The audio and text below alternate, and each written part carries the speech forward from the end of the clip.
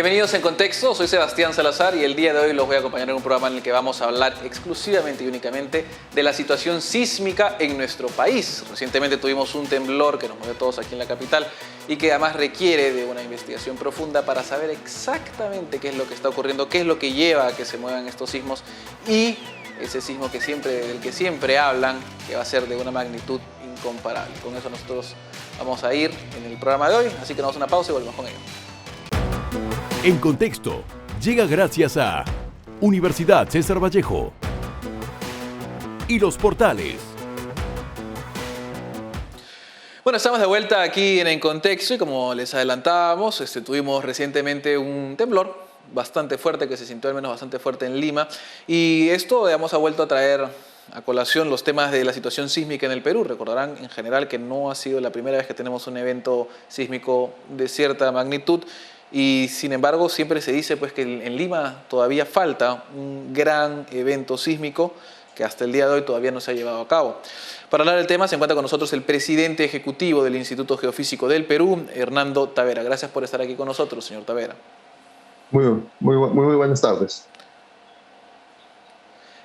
Bueno, empecemos rápido. ¿De qué manera es que se producen y por qué se producen los sismos en general? Bueno, mire, específicamente en el Perú los sismos se generan por lo que nosotros llamamos la dinámica de placas. O sea, es decir, nuestro planeta Tierra está formado por un gran número de placas tectónicas que están desplazándose en diferentes direcciones y de diferentes maneras, ¿no? En el caso nuestro específicamente, en el borde occidental de América del Sur, tenemos la placa continental o la placa sudamericana, donde nosotros estamos viviendo, que viaja a una velocidad del orden de 8 centímetros hacia el mar. Y contrariamente, la placa oceánica de Nazca hace lo mismo, ¿no?, por debajo del continente sudamericano. Sobre la superficie de contacto de estas dos placas se produce un proceso de fricción, ¿no?, entre ambas caras de las placas. Y es ahí donde se genera toda la actividad sísmica que afecta a nuestro territorio, desde Tumbes hasta Tacna. Y este mismo proceso hace que la zona costera del continente sudamericano comience a arrugarse, comience a deformarse, a levantarse y forma la cordillera de los Andes, quien a la vez comienza a fisurarse y forma las fallas arqueológicas, los cañones, ¿no?, las quebradas, etcétera, ¿no?, que obviamente también el factor que contribuye a que esto sea más visible en superficie son los vientos y son las lluvias. Entonces, si las placas tectónicas están en continuo movimiento, significa que siempre vamos a tener actividad sísmica en el país. Ahora, en este contexto, digamos, ¿de qué manera es que uno recopila información sobre los sismos? ¿De qué manera se avanza en este caso? ¿Y estamos cada vez más próximos si es que se puede predecir cuándo va a haber un sismo o la magnitud de este? Bueno, en un inicio la ocurrencia de sismos era tratado como un tema un poquito mitológico, ¿no?, en base a creencias. Posteriormente, ya con el desarrollo de instrumentos que en su esencia pues tienen un péndulo que es el que se va a movilizar cada vez que el suelo se sacude, entonces comienzan a construirse sensores que con el tiempo han ido incrementándose en número y han ido siendo administrados por los países, por las regiones, ¿no? Incluso hay una red sísmica mundial en este momento, ¿no? Pero en el caso del Perú, pues tenemos la red sísmica nacional, que son más o menos un poco más de 70 sensores que están distribuidos en todo el territorio peruano, que están prácticamente pues censando la ocurrencia de actividad sísmica en nuestro país. Conforme hemos recolectado más información, pues hemos ido identificando en el camino cuáles son las zonas de mayor actividad sísmica. Y eso nos permite a nosotros intentar buscar la manera de lograr pues predecir el sismo o pronosticar la ocurrencia de un sismo. Entonces la ciencia se volcó en este camino. La idea era predecir los sismos, ¿no? Pero cuando uno habla de predecir, significa que tengo que saber o tengo que buscar saber el lugar donde va a ocurrir el sismo, la magnitud que va a tener el sismo y, lo más importante, la fecha en la cual ocurriría el sismo. A este nivel de conocimiento la ciencia todavía no ha llegado, ¿ya? Pero no es porque no se tenga el conocimiento existe. El tema es que necesitamos datos para poder poner en práctica todo aquello que creemos se desarrolla con la ocurrencia de sismos. Pero lo que sí hemos avanzado bastante es en el pronóstico de sismos, es decir, saber dónde va a ocurrir y cuál puede ser la magnitud. Y con eso yo creo que ya es suficiente para poder hacer todo este trabajo que hoy en día se conoce como la gestión del riesgo de desastres, o en todo caso que la población se prepare para algo que indudablemente va a tener que ocurrir en algún momento. Los sismos son cíclicos, vuelven en el tiempo. En un lugar donde hubo un sismo, tiene que volver a ocurrir otro en algún momento. Cuanto más tiempo pasa, se acumula mayor deformación, por lo tanto el sismo puede alcanzar magnitudes mucho más grandes de lo que ocurrió en el pasado. De acuerdo. Y en ese contexto, digamos, creo que usted ahí está mencionando algo bastante importante y es lo que se suele referir como el silencio sísmico. Este fenómeno del silencio sísmico, digamos, ¿qué nos dice? O sea, a veces, digamos, es bueno no sentir los temblores, pero más bien parece ser que mientras menos se sientan los temblores diariamente o en general semanal, mensual o anualmente, es a lo mejor peligroso, ¿cierto? Mire, lo que se entiende por silencio sísmico es un poco el inicio del camino que busca la predicción de grandes sismos, ¿no? Entonces, ¿qué es lo que se hizo en sus comienzos? Se comenzó a mapear, como decimos nosotros, o a distribuir espacialmente los grandes sismos que habíamos tomado conocimiento que ocurrieron. Los comenzamos a poner sobre un mapa y nos dimos cuenta que había áreas o zonas en donde no había ocurrido un evento sísmico en los últimos 100 años, 200 años. Entonces, pero sí ocurrieron en sus extremos. Entonces, a este vacío se le llamaba laguna sísmica, zona de silencio sísmico, o en inglés el término gap sísmico, ¿no? Entonces, se espera que ocurra un sismo, pero era básicamente una metodología un poco descriptiva, no era del todo cuantitativa. Posteriormente a eso, cuando ya se tenían mapas de actividad sísmica a nivel mundial, en el caso del Perú, a nivel de país, comenzamos ya a darnos cuenta que los sismos que estaban ocurriendo con magnitudes mayores de 7, por ejemplo, o mayores de 6, comenzaban a agruparse en ciertas regiones y en otras, pues prácticamente no se hacían presentes. Entonces comenzábamos ya a confirmar áreas donde se está acumulando deformación, porque no ocurrían sismos.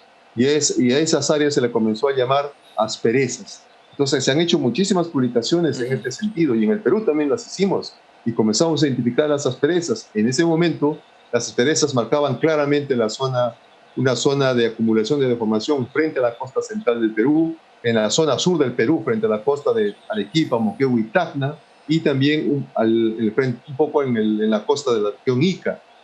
Posteriormente a eso, ya el conocimiento comenzó a evolucionar, el desarrollo también de los instrumentos mejoró, comenzaron a colocar sensores de GPS a lo largo de la zona costera, que estaban monitoreando el movimiento de las placas tectónicas. Y la idea era muy sencilla: si el continente avanza hacia el mar, el GPS me va a decir estoy avanzando hacia el mar con cierta velocidad. Eso significa de que no hay acumulación de deformación. Pero si el GPS me decía en una área determinada no estoy avanzando, estoy retrocediendo porque no puedo avanzar, significa que hay una zona de deformación que evita que avance la placa tectónica. Y en ese momento, esas áreas que se identificaron, mucho más ya cuantitativas, ya comenzaron a llamarse zonas de acoplamiento máximo. Y en el caso del Perú, esta zona existe frente a la costa central del Perú, que involucra un poco la región Lima en su totalidad, otra zona de acoplamiento sísmico frente a la costa de Moquegua y Tacna, y otro un poco al sur de la región Ica. Y se entiende que aquí en algún momento tiene que ocurrir un evento sísmico de magnitud importante. Entonces, con este avance de la ciencia, con este avance del conocimiento, es lo que se trata de aportar este conocimiento para que se comience a trabajar en la gestión del riesgo de desastre. De acuerdo, de acuerdo. Ahora, para saber esto bien, porque una cosa es que sepamos y tengamos más o menos una idea, ¿cierto?, de dónde pueden ocurrir, tenerlos más o menos mapeados. Sin embargo, a veces queda esto muy claro y muy obvio, no estamos tal vez preparados. No sé si ya sea por un tema de infraestructura, de logística, de planeamiento o netamente cultural. ¿Se encuentra, digamos, Perú o son las zonas distintas de Perú, están preparadas para enfrentar un sismo de magnitudes fuertes?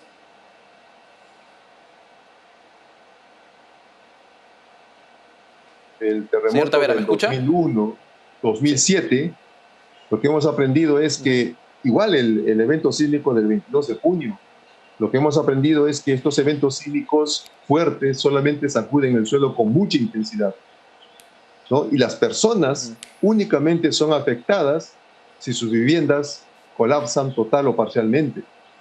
Entonces el problema en realidad no es el sismo, el problema viene a ser cómo estamos creciendo como ciudades, cómo estamos construyendo nuestras viviendas, sobre qué suelo los estamos construyendo esas viviendas, qué materiales estamos usando para construir las viviendas, ¿no? Si lo hacemos de manera no correcta, obviamente, repito, las viviendas van a colapsar y eso nos va a causar un daño físico, ¿no? Sería importante que si tuviéramos una ciudad planificada, obviamente con buenas construcciones, ¿no? En sitios que realmente respondan de manera adecuada al sacudimiento del suelo, entonces quizás podamos contar una historia muy diferente a la que contamos en el 2007, ¿no? Donde las viviendas pues, de adobe y algunas antiguas colapsaron, una iglesia colapsó y pueda afectar a muchas personas. Claro. De acuerdo. Bueno, esto nos toca irnos una breve pausa, pero antes yo le dejo la pregunta para ir pensándola tal vez, y es, digamos, de acuerdo a su experiencia, digamos, tomando en consideración además el hecho de que hay ciertas zonas que, bueno, tienen mayor cantidad de acumulación o acoplamientos sísmicos y otras que están, digamos, más tranquilas.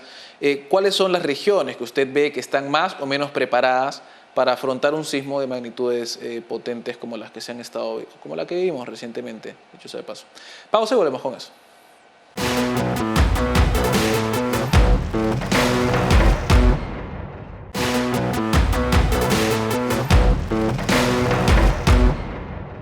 Estamos de vuelta y estamos hablando un poco de la situación sísmica en nuestro país. Antes de irnos a la pausa, le preguntábamos al presidente del ejecutivo del Instituto Geofísico del Perú, Hernando Tavera, si es que había zonas tal vez o más o menos preparadas para afrontar un sismo, dependiendo, claro está, de las idiosincrasias, bueno, de las placas de esas zonas, ¿no? O sea, me imagino que hay algunas partes, algunas regiones que están más tranquilas en general que otras. Señor Tavera, ¿cuáles son, digamos, las zonas de más de riesgo o las regiones con mayor riesgo hoy en día en nuestro país? Bueno, yo creo que si consideramos los próximos eventos que podrían ocurrir en nuestro país o que afectan a nuestro país, yo creo que las zonas más comprometidas, obviamente, la región Ancash, región Lima, región Ica, región Arequipa, Moquegua y Tacna, ¿no? Nuestras investigaciones nos dicen que de la región Ancash hacia arriba, prácticamente pues lo que viene a ser Tumbes, Piura, Lambayeque, La Libertad, no se ha logrado identificar frente a sus zonas de costa áreas de acumulación de deformación, ¿no? Y eso significa pues de que probablemente se requiera mayor tiempo, ¿no? En el cual pueden acumular la suficiente energía para poder generar un evento de gran magnitud, ¿no? Y si hablamos del punto de vista qué tan preparadas están las ciudades, yo creo que eso es un análisis que podemos hacer todos, ¿no? Todos un poco, si comenzamos a visualizar cómo han crecido las ciudades, las áreas urbanas, cómo han crecido, qué materiales se han utilizado en las viviendas que han ido ocupando los espacios vacíos, sobre qué espacios, sobre qué suelo se ha construido las viviendas, ¿no? Y yo creo que si tenemos una imagen clara de eso, vamos a poder entender si realmente estas ciudades están preparadas o no están preparadas para un evento sísmico, ¿no? Yo espero de que con un trabajo un poco más de gestión, de planificación de cómo deben crecer las ciudades, yo creo que sí podríamos empezar a reducir el riesgo en el cual nos encontramos. Prácticamente todas las áreas urbanas de la zona costera. Ahora, digamos, ¿qué medidas se tendrían que tomar para digamos, afrontar sismos? ¿De qué manera, con lo que ya hay, cierto, se puede mejorar un poco en esta gestión? Y si no, ¿cuáles son las reformas que se hay que tomar a partir de ahora para mejorar, ¿no? Para mejorar cómo se encuentra nuestro país, sobre todo la zona costera, respecto pues, de la situación sísmica en el país? Bueno, mire, básicamente yo creo que al final, cuando ocurre un evento sísmico, realmente empezamos a reflexionar y empezamos a ver qué es lo que hemos hecho bien o mal, o qué es lo que hemos hecho pues más o menos, ¿no? para intentar mejorar el escenario. Pero mientras no ocurra eso, pues prácticamente a veces dejamos un poco al olvido, ¿no? el desarrollo o el crecimiento de las ciudades. Yo creo que ahí está la clave, comenzar a gestionar mejor cómo deben crecer nuestras ciudades. Y por parte de la misma población, creo que la responsabilidad de ellos es comenzar a ver cómo ha sido construida su casa, eso ya lo he mencionado, pero es importante recalcarlo, qué material han utilizado o he utilizado, sobre qué suelos reconstruir mi vivienda, hablar con mi familia y tratar de identificar de manera independiente rutas de escape o rutas para salir a campo abierto, si es que estoy en un primer piso.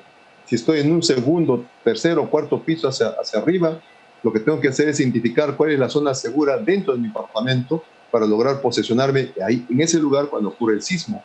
Luego que termina ya el sacudimiento del suelo, comenzamos a salir a campo abierto.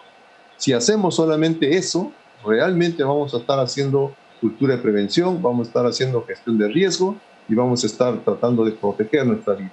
Porque al final no sabemos cómo va a responder nuestra vivienda cuando ocurre un evento sísmico.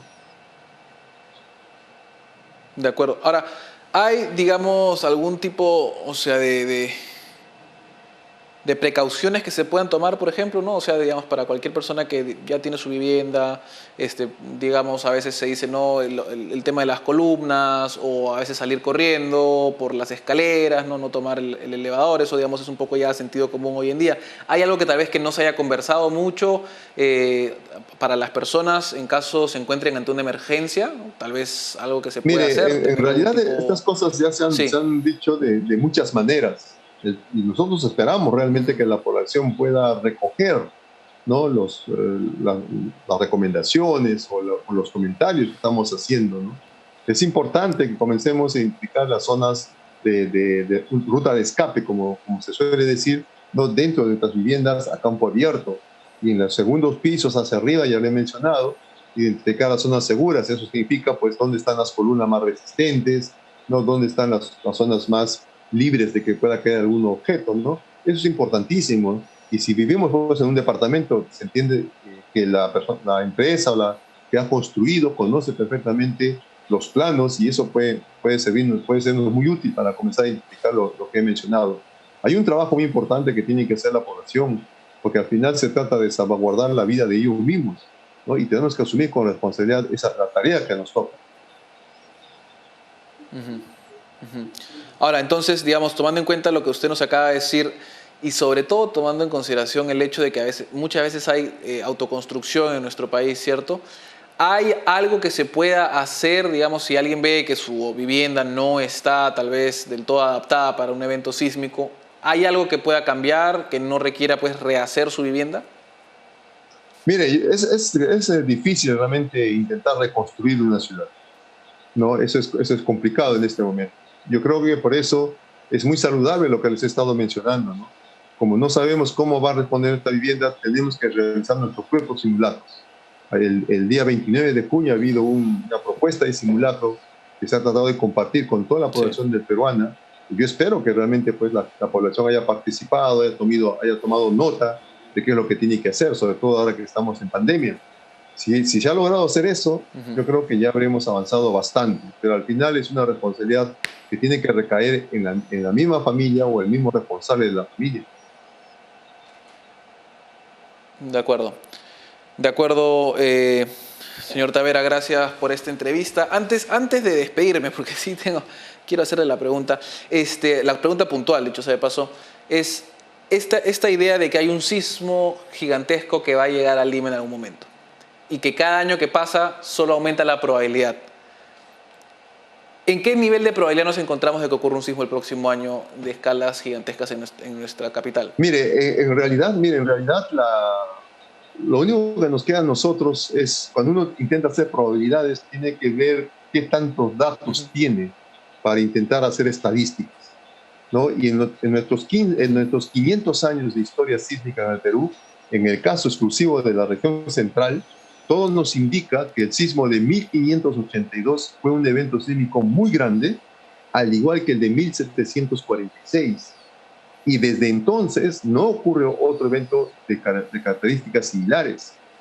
Entonces, a pesar que con dos eventos sísmicos es difícil intentar hacer probabilidades o estadísticas, yo creo que es un buen indicativo para poder confirmar lo que usted ha mencionado, ¿no? Cada año que pasa se incrementa más la probabilidad de que ocurra.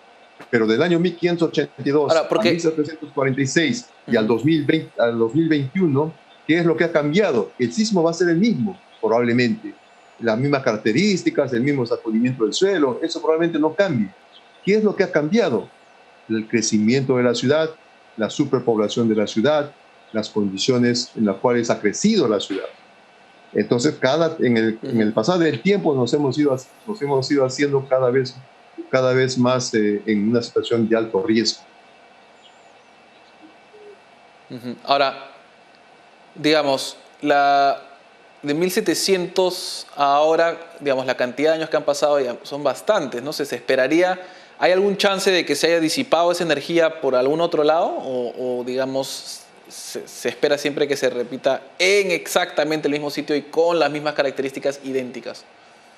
Bueno, mire, el sismo de 1746, todo indica que afectó pues la costa central del Perú, es decir, toda la costa de la región Lima, y eso fue un evento muy grande. Lo que sí hemos logrado observar es, antes del 2007 teníamos los resultados que nos indicaban pues un área prácticamente cuadrada frente a la zona costera que está acumulando esta energía. Hoy en día, con esta nueva técnica de zonas de acoplamiento, lo que hemos comprendido es que aparentemente el evento sísmico de Pisco del 2007 habría liberado el 20% de toda la energía que se está acumulando frente a la costa central. Entonces, probablemente necesitaríamos varios eventos sísmicos de magnitud 8 para ir poco a poco liberando la energía que está acumulada aquí. Reduciendo eso. De acuerdo. Bueno, muchísimas gracias por esta entrevista, señor Tavera. Bueno, hasta la Gracias también atentos, a ustedes, muy amables. A todos los televidentes, muchísimas gracias, que estén al tanto de los distintos simulacros sísmicos que hay, de saber exactamente dónde colocarse, de hacer su propio trabajo, porque al fin y al cabo, y como lo decía justamente el señor Tavera, se trata de nuestra propia vida. Pausa y volvemos con el final.